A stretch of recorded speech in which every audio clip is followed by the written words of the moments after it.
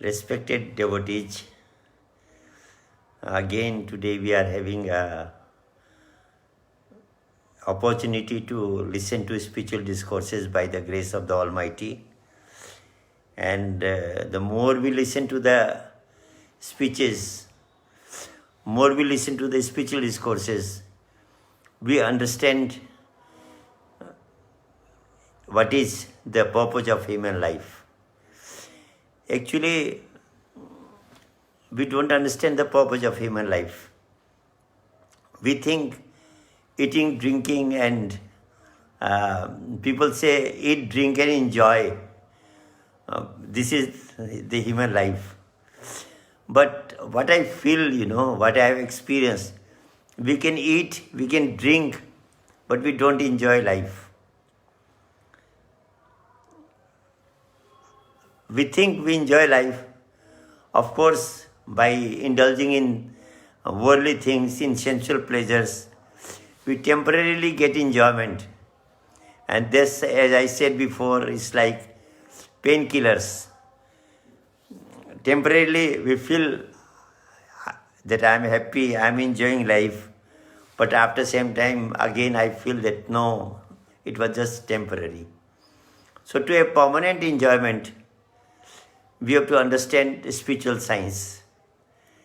And spiritual science is not complicated. People think, oh, it's very complicated, I have to spend a lot of time to understand this spiritual science. I feel it is not so.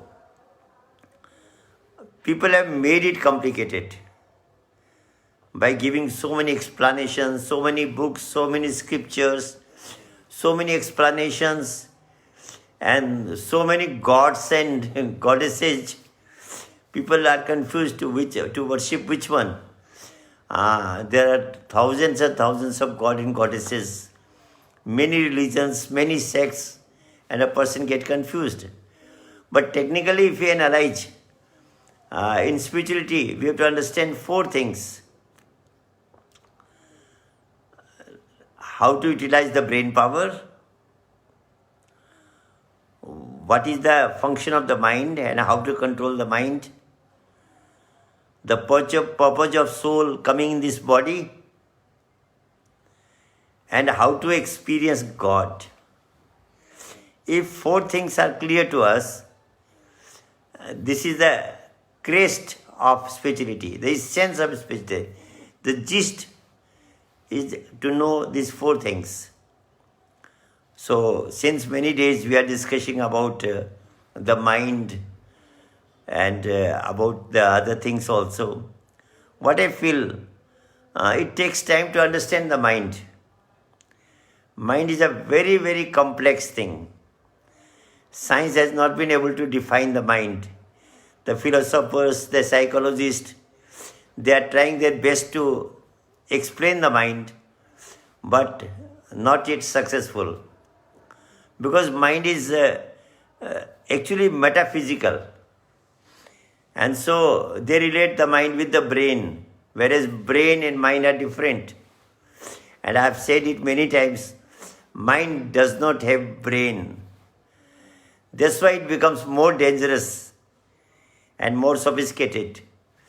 A powerful thing, but without brain.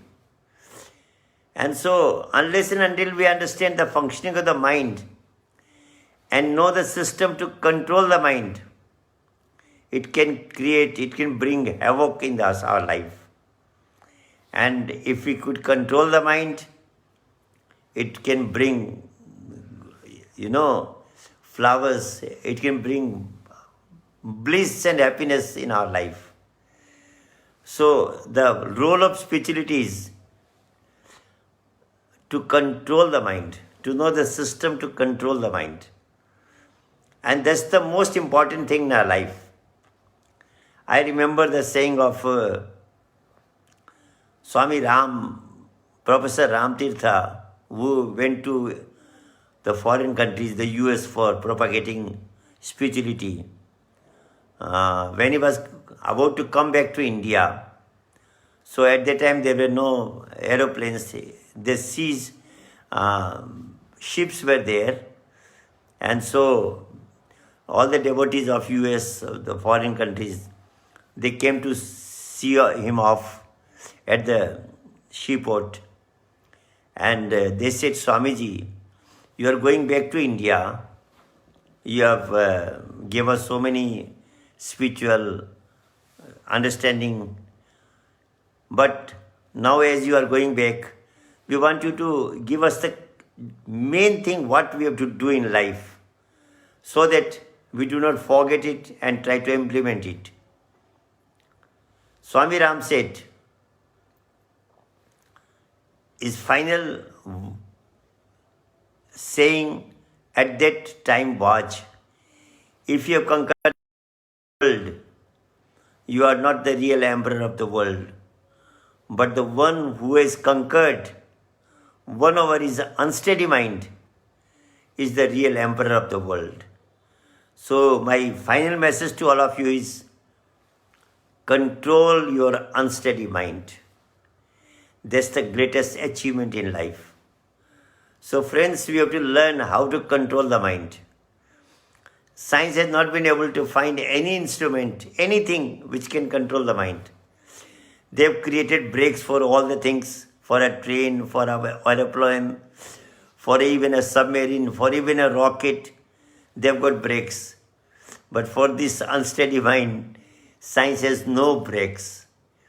And that is the main thing we have to understand. What is the brake for the mind? Even the religious scriptures, they can't stop the mind. Even if you go to a temple, it can't stop the mind. Even if you do many mantras, uttering various types of mantras, various names of God, the mind is not controlled, it keeps on roaming. So all the worldly things, all the worldly actions that we perform, they are not able to control the mind. So what is the solution? There is a thing within us which can permanently and guaranteedly control the mind. And that is the name of God, the holy name. If you could understand that name, if you could experience that name, and could connect our mind to that name, it will be guaranteedly controlled and permanently satisfied. So in life, the main thing is we have to understand and we have to experience the holy name. Somebody called it the word, somebody defined it as a Akshar Brahma, somebody gave it the name of Pak Nam, some books gave it the sacred name. There are many, many names to it. And the names of God that we listen from philosophers, from learned people, and in scriptures, those names are generally attributes of God, the qualitative names of God, indicating the various qualities, attributes of God. We say Ram, that means he is omnipresent, that's why we call him Ram. We call it Krishna, that means he has got attraction power. We call him Hari, that means he can remove all our obstacles, all our problems. We call it Jagadish, he means the king of, the master of the whole world. That means Jagadish. We say God because he can guide us, that's why we say it is God. And the other meaning of God is G-O-D, generator, operator and destroyer. We say it Khuda, that means he is himself. Nobody has created him. So that's why we call him Khuda. All the worldly names in different scriptures, different religions, if you analyze those names, they have a meaning. They manifest any one or two or three qualities of God. In most of the scriptures, they say the best name of God is Om, A-U-M, Om. I remember an incident. I was traveling in a train. Beside me, besides me was a Swamiji of Ramakrishna Mission, a very learned person. He was a Bengali person. He was quite educated, MSc in applied physics, and was a sannyasi since 25 years. His age was around 50 years. So, since we were on the same seat, some spiritual discussion started.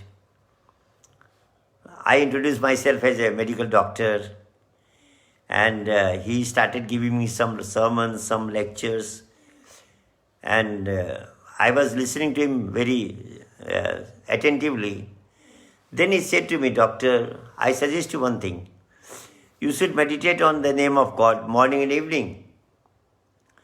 I said, "Swamiji, it's a very good suggestion from you, but there are thousand names of God. Which name I should meditate upon?" He said, "It's your faith.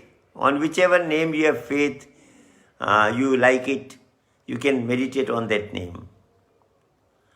I said, "Swamiji, I am a science person, and science says first don't believe, first experiment, first find out which is the best one, and then adopt that one and meditate on that." So I want to meditate on the best and the most powerful name of God. So on which name I should meditate upon? He said, "If you have that kind of thinking, then you meditate on Om. The highest name of Om, God is Om. And you meditate on Om, that's the best name of God." I said, "Swamiji, I have heard from somewhere, from some people's mouth, that there is a name of God which is even better than Om, higher than Om." He said, "It can't be. You might not have understood it properly. The scriptures say, the Vedas, the Upanishads, they all say that out of all the names of God, the best one is Om." I said, "Swamiji, I have heard that there is a special and a powerful name of God which is 1,000 times powerful and better than all the names of the world. I have heard that." He said, "No, you must not have understood it properly. There cannot be any name higher than Om." So our discussion was stuck up. Anyway, he was a very learned person. He had learned many scriptures, Vedas, Upanishads. He was quite affluent in them. So I said, "Swamiji, once somebody was talking about Mundaka Upanishad. In Hindu scripture, there are 108 Upanishads. The scriptures, out of that, there is one named after Mundaka Rishi, that is Mundaka Upanishad. And in the Mundaka Upanishad, it is written that there are two kinds of knowledges, para and apara. Para means metaphysical, apara means physical. And only the metaphysical knowledge can give you salvation, can give you peace of mind. And it further says, all the religious books of the world, including Vedas, Upanishad, grammar, astrology, whatever books are in the world, they all are physical. They contain physical knowledge. But there is a metaphysical knowledge which is beyond books, beyond vocabulary, beyond the brain and beyond the senses. And only that metaphysical knowledge can give you salvation, can give you peace of mind." He said, "Yes, that's true. I have also read that Paravidya, the metaphysical knowledge, is the highest one, and it can only give you salvation, and it is beyond senses and brain." So we had a, agreement on this topic, that there is a higher knowledge which is beyond brain and beyond senses. Then I said, Swamiji, please pardon me. The name Om can be spoken from the mouth, can be written by the hand, can be listened through the ears, and can be analyzed through the brain. So this name comes within the brain and senses. So I accept your saying that out of all the physical names of God, I am using the word physical names of God, Om is the best name. I accept your saying, I accept what you said. But Swamiji, the Upanishad is saying that the physical names of God, the physical things, the physical knowledge will not liberate you. It will not give you salvation. It cannot merge your mind. So my question remains that what is the metaphysical name of God, which is beyond the brain and senses? Swamiji was a gentleman, and a gentleman accepts the truth. He doesn't argue unnecessarily. When I asked in a scientific way, in a technical way, then Swamiji said, what you are asking is the highest thing. That is called Aksha Brahma in the Upanishads, in the Vedas. Aksha Brahma means indestructible sound. He said, I don't have experience of that Aksha Brahma. Even I doubt whether my master has that experience. You have to search for some high souls, enlightened souls, some enlightened master who can give you experience of that metaphysical word, that metaphysical name of God. And that name is the greatest one. There is no comparison. At that time, you accept it. So, friends, there is such a name of God which is even beyond Om, which is even higher than Om. If I classify it more clearly, actually, any word, any language that we speak, we use the three sources of sound. One is the lips, that is called in the Sanskrit language, Bekhari language. Bekhari means the one that comes through the lips. Another sound we make through the throat. That's called Madhyama. And one sound comes from the diaphragm. That we call it Bekhari. We call it Pashanti. So, whatever we speak, any language, we speak through the help of these three things. The lips, the throat, and the diaphragm, the heart, so to say. When you speak the word Om, A comes from the heart, the diaphragm. O comes from the throat, and Ma comes from the lips. So it represents the whole phenomena of sound production. And this is what Swami Vivekananda said. If properly announced, this Om represents the whole phenomena of sound production, because it is representing all the three sources of sound: the lips, the throat, and the diaphragm. So he said, if properly announced, this Om represents the whole phenomena of sound production, and is therefore the fittest symbol of spota, a vibration. Spota means a vibration. What he's saying, let's understand it properly. Fittest symbol of that vibration, of that holy name. Then he further says, behind this visible, expressible universe is the invisible, inexpressible, primordial vibration, spota, which is termed as Logos, word or holy name in the scriptures. So he is also talking about some inexpressible sound, inexpressible vibration, which is beyond vocabulary, and which is the even Om, the word Om is representing that vibration, that primordial vibration. So in another way, he explains God is the source. To indicate God, that to know God, we need the.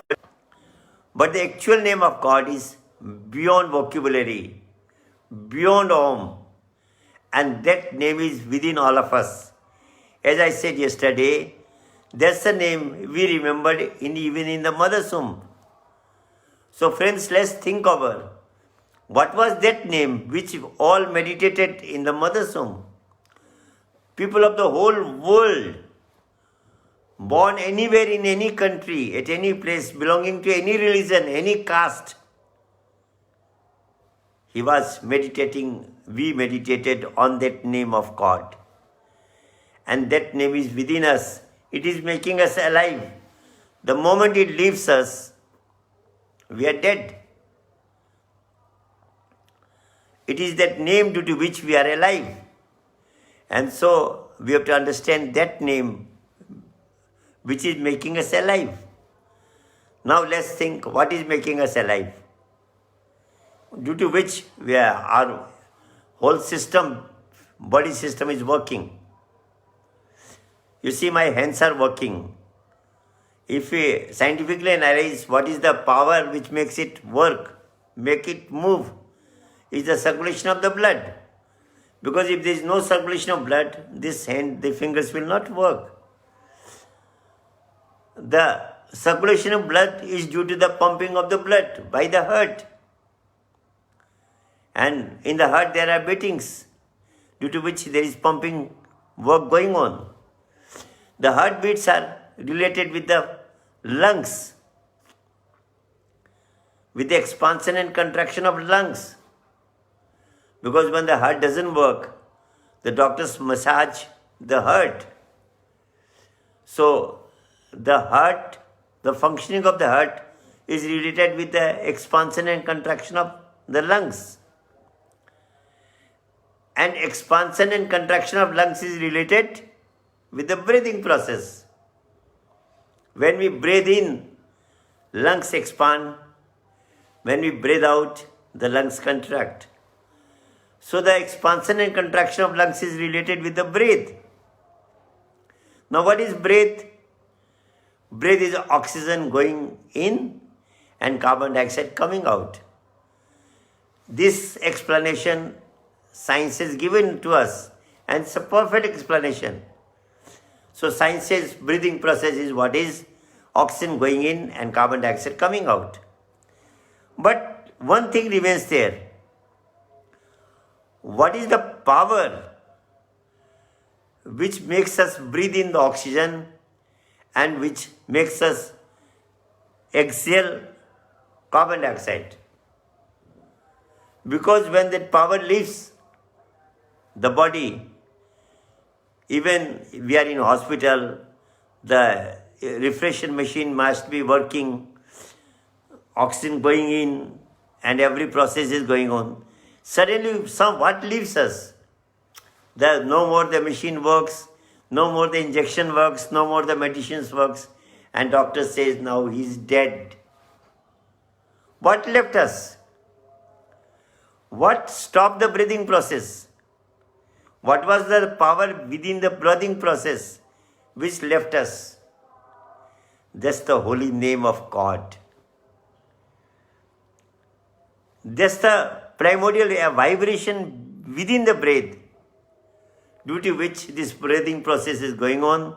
And because of the breathing process, the expansion, contraction of lungs is there, the heart beatings are there, the flow of blood is there, and we are alive. So the power behind our life is the power of the holy name. And that's why Christ said, when devil comes to us devil comes to him and says, when they were hungry, that why don't you ask God to turn the stones into bread so that you can eat? Christ said, man doesn't live on bread, but on the holy name, on the word that God utters within him. So friends, let's find out the word which utters within us. And that is the essence of spirituality. Now some of you must be saying, why are you hiding that name? Just let's know that name. We'll meditate on that name. Friends, even our spiritual masters, our ancestors, they were not selfish. If that name would have been in languages, they would have written that this is the name you write down and you meditate upon. That name is beyond languages, beyond vocabulary. You can't pronounce it. It's just a sound, a vibration. Like, you heard this clapping sound. This sound, you can listen. You can't express. You can't speak this sound through your vocabulary organs. Through your speaking organs, through your vocal cords, you can't speak that sound. But you listen this sound. Similarly, there is a sound within our breath which we can experience by the grace of the spiritual master, an enlightened spiritual master, who has the potential to make us experience that holy name. And that's what Mirabai says, पायो जी मैंने नाम रतन धन पायो, वस्तु अमोलक दी मेरे सदगुरु, करी कृपा अपनायो, पायो जी मैंने नाम रतन धन पायो. She says that by the grace of my spiritual master, I got that name which will be with me for the many, many lives. And this is the wealth which will always remain with me. The body, when we die, all the worldly things will leave us, will not go with us. We have to leave everything here. But the wealth of holy name will go with us. And that's what she says. Janam janam ki punji pai, jag ka sabhi gamayo, payo ji maine naam ratan dhan payo. That I've lost the worldly things, but I've got that wealth which will be with me in many births that I take, but that wealth will always remain with me. So friends, let's search for this name. Let's find out that name. Let's search for the true spiritual master who can make us experience that name. Because that name is the key to success. That name is the key to controlling the mind. That name is so powerful, through it we can control. It says, if you are defeated by the mind, you are the loser. If you defeat the mind, control the mind, you are the winner. So, let's be a winner. These spiritual discourses inspire us to be a winner. And to be a winner,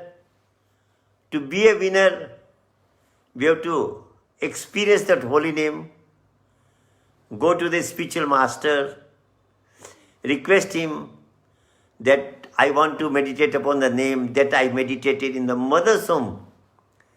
And by his grace, when we experience that name, then we have to meditate on that name. And slowly, by practice, with the help of that name, we can have control over the mind. And if we could control the mind, we win this battle of human life. And then when we will go from this world, we can go happily to the from this world. Kabir says, when I came into this world, I was weeping, though everybody was laughing, smiling, and happy. But do such a thing in your life, make your deeds such that when you go from this world, you earn so much spiritual wealth that when you go from the world, you go laughing, you go smiling, and the world weeps for you. That's the life. So we can have, every one of us can have that life. Control the mind, provided we experience that name, search for the name, experience the name, meditate on the name, and that's the essence of successful human life. So in the end, I again request everybody, let's go for that name. The Bible says, seek ye shall find, knock the door will be opened unto you, and ask it will be given to you. So let's search for the spiritual master, let's search for the holy name and meditate on the holy name. Make our life peaceful, happy and blissful. Thank you everybody. Thank you very much.